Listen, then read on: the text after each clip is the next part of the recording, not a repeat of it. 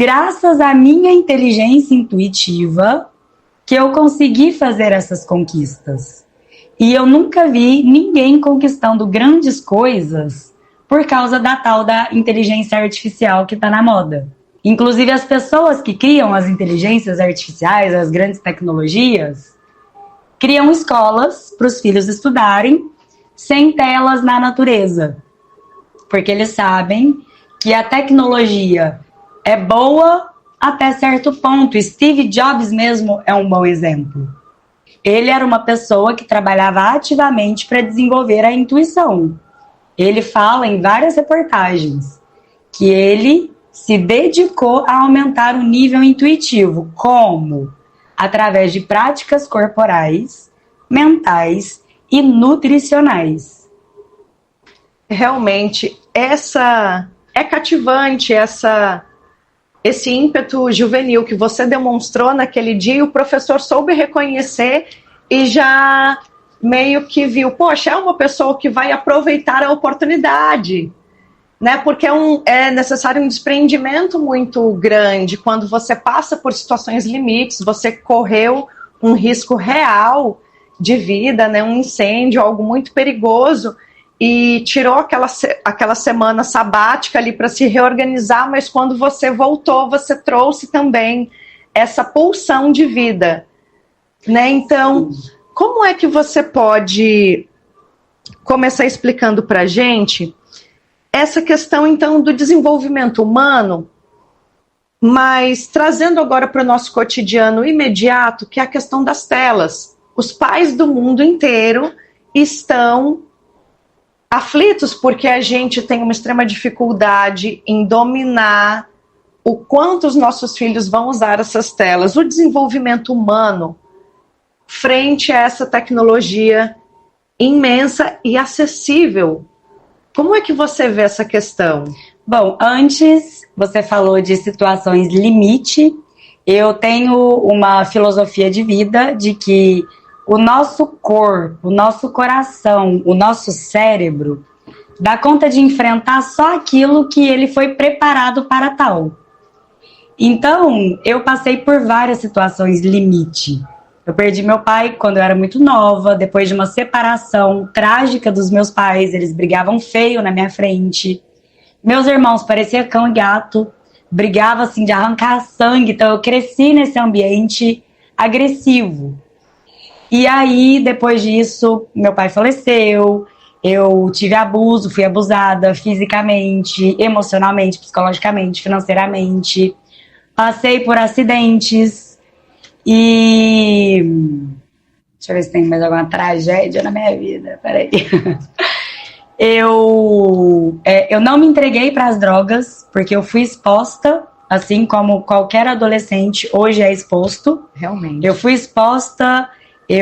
Foi assim um passo para eu não entrar para esse mundo, e foi graças à minha inteligência intuitiva que eu consegui filtrar, e o vício das telas também, porque hoje é muito cômodo para a mãe deixar os filhos na tela, né? Você coloca ali, o filho está em casa, em segurança, para ela é um sossego, ela pode fazer comida tranquila, pode ficar no celular também, mas porém, entretanto, todavia, contudo, visualiza aqui comigo.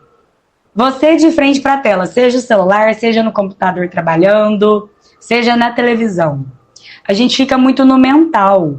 A tela é algo que captura a nossa consciência corporal. A gente fica na tela, às vezes a gente perde até essa habilidade de reconhecer o que o corpo está precisando. Com certeza. Então, tem gente que não sabe nem quando está com sede.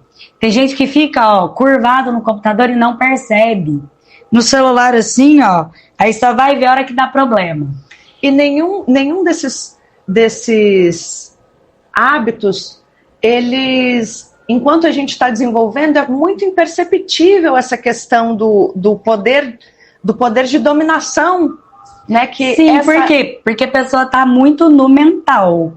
Então, ela tá ali focada na notícia que ela tá vendo, no trabalho que ela tá fazendo. Eu já fui dessas, que segura o xixi até o último segundo em nome da produtividade. Até que eu comecei a sentir os meus rins.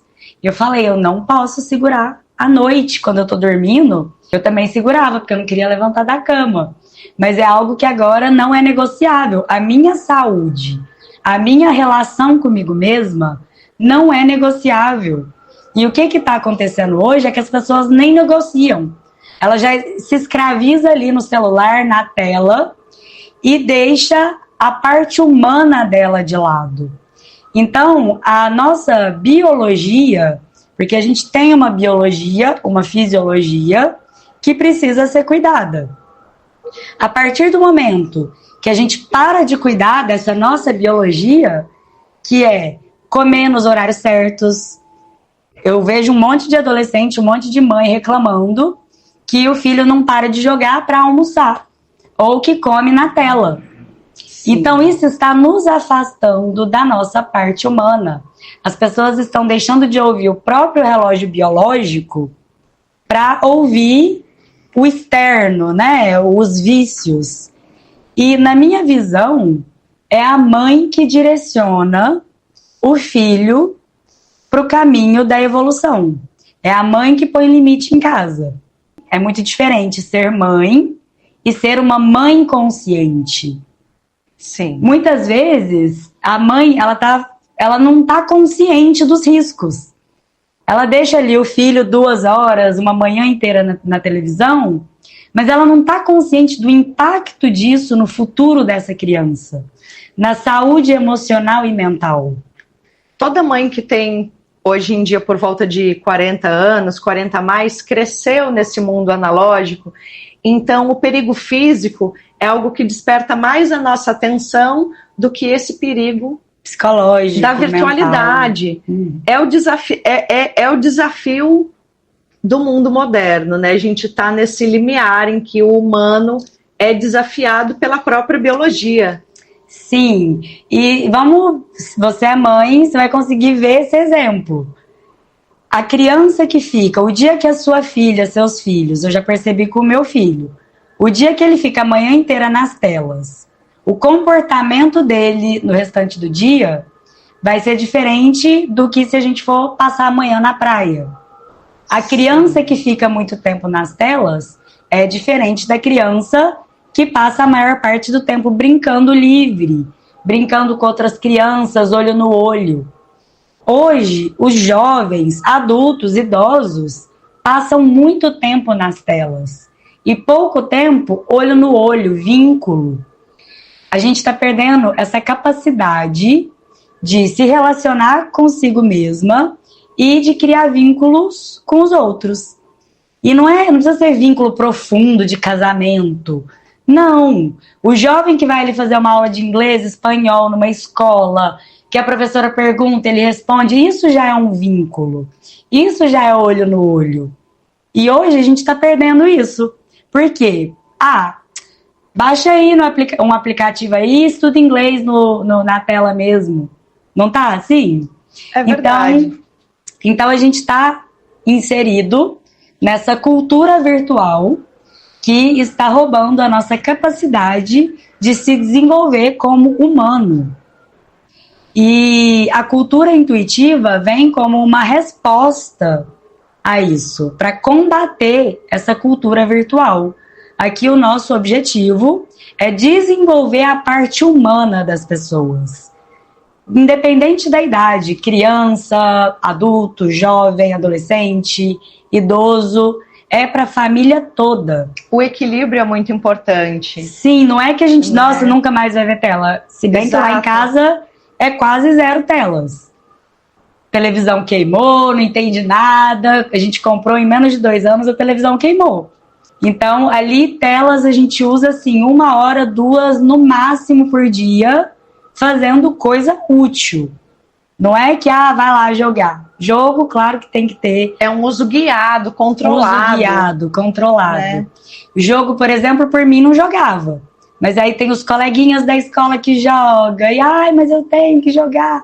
Aí é assim, 1 hora na semana. São novas formas de socializar também, né? Sim. Quando você fala dessa questão da conexão com o próximo, esse vínculo, eu vejo muito também ligado à questão de você conseguir ter empatia, e comunicar-se com os outros, mesmo no ambiente virtual, de uma forma tranquila, educada. Eu fico pesquisando um pouco, às vezes, esse mundo das redes sociais e a gente acaba achando muito engraçado até, porque a gente vê as pessoas, às vezes, gerarem discussões imensas e que a gente vê um mecanismo quase psicológico ali de alívio da tensão. As pessoas estão perdendo uma capacidade de conversar sem querer convencer o outro da verdade. É como se a gente tivesse pegado esse hábito da rede social, curtir e não curtir, e limitasse muito as situações a essa coisa muito 8 ou 80, estou certo, estou errado, quando o humano não é assim, né? A gente sabe que a real capacidade de convivência do ser humano, ela vai estar justamente em enxergar as diferenças como algo positivo, né? A troca cultural.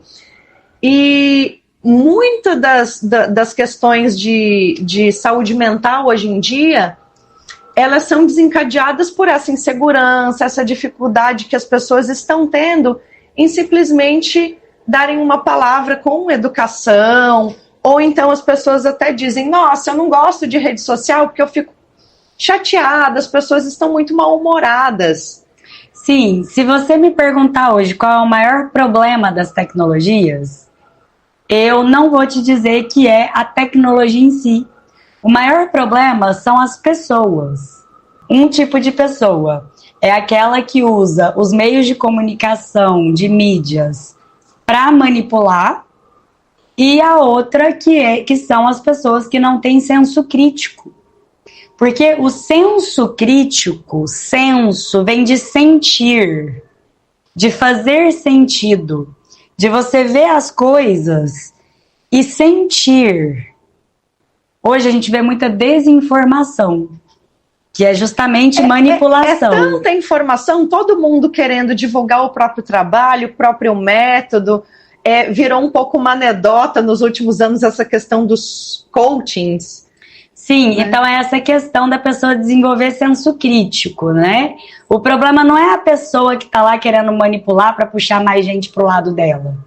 O problema é a pessoa que está do lado de cá, que não teve uma formação intuitiva e que não consegue ter o senso para guiar as decisões e as escolhas. E aí a pessoa acaba ficando escrava do digital, escrava de um ponto de vista que muitas vezes distancia aquela pessoa da melhor versão dela. E a gente vê mais comum hoje o brain rot, que é o apodrecimento cerebral. Tem neurocientistas que falam que a gente não usa nem 10% da nossa capacidade cerebral. Tem outros que falam que isso não é verdade, mas eu sou dessas que afirma. Por quê? Porque a gente vê muita gente que realmente não tem capacidade cognitiva para usar todas as capacidades cerebrais. A gente vê isso pela comunicação da pessoa, pela postura, pela alimentação. A alimentação brasileira é altamente inflamatória. Você acha que tem mais pessoas que estão num patamar da nutrição intuitiva, uma nutrição boa, que a pessoa escuta o corpo para se alimentar, para nutrir as células? A alimentação acabou virando outra espécie de entretenimento para as pessoas. De entretenimento, né? De manipulação. Então, o apodrecimento cerebral acontece por tudo que a gente nutre o corpo, que entra pelos 5 sentidos. Informação, olhos, né? Quando você está na tela, você está apodrecendo todos os seus sentidos. O uso demasiado realmente é comprovado pelas ciências como um dos fundos sintomáticos da depressão, da ansiedade. Sim. Essa desconexão com a necessidade de dormir, se alimentar, o movimento. Sim. Né? A gênese do ser humano é um movimento. Sim, aí você tocou nessa parte da depressão. Eu tive 20 anos de experiência com a depressão. Uau. Vou até repetir, olhando para a câmera. Eu tive 20 anos de experiência com a depressão. Começou ali na minha adolescência, Meu pai faleceu quando eu era criança, na adolescência isso voltou muito forte, porque eu ia para a escola, minhas coleguinhas tudo com tênis novo que o pai comprou, tal. Então eu tive muitos altos e baixos no decorrer da minha vida. Depois entrei em relacionamento abusivo, acidente, toda essa história que eu já contei anteriormente, e tudo a depressão me jogava para baixo. Então, quando eu me separei recentemente, eu demorei 6 meses para me recuperar. E o que me ajudou foi essa relação com o outro. Porque a vida acontece na relação com o outro, seja para positivo, seja para negativo. Eu caí na depressão, na relação com o outro, com a sociedade, porque a gente vive numa sociedade toda bagunçada. A gente está seguindo um ritmo de uma sociedade mercadológica e a tecnologia ela traz muito esse viés do consumismo, da compra eletrônica, do fascínio pela facilidade, e a gente acaba, no final das contas, entendendo que isso gera até um vazio existencial. É porque, na verdade, a depressão não é um problema individual. A gente vive muito essa geração de que profissionais da saúde, principalmente, tratam a pessoa muito na individualidade. Mas, porém, entretanto, todavia, contudo, nós somos uma espécie. O homem e é um tem animal uma social. maneira de cuidar da nossa fisiologia para a gente se sentir bem. É o autocuidado.